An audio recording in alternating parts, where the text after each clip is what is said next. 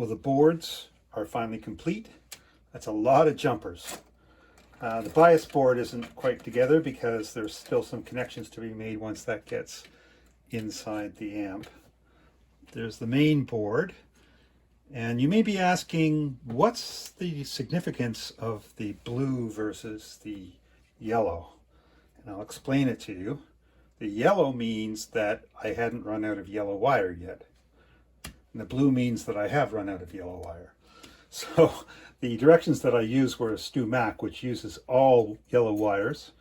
And it didn't occur to me that the Weber kit includes 16 feet of yellow and 16 feet of blue. I actually did the math and I added up.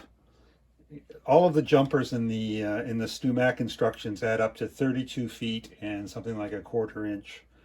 So we had exactly 32 feet of wires, but I may have made a little bit of a miscalculation somewhere because I needed a 7 inches and that's what I had left, which is what? It's probably about 4 inches. So somewhere I'm off by 3 inches. So I had to use this non-cloth wire for now.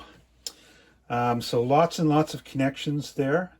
I used, as you can see, orange drops rather than the yellow caps that came with the kit. And all the wiring is in behind there as well. So that's ready to go in.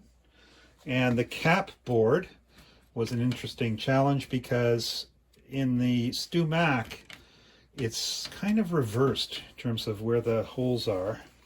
So I had to sort of restructure it a little bit so that it would work. So anyhow, I think we're ready to put these things in the amp and start hooking them up to the hardware. This should be fun.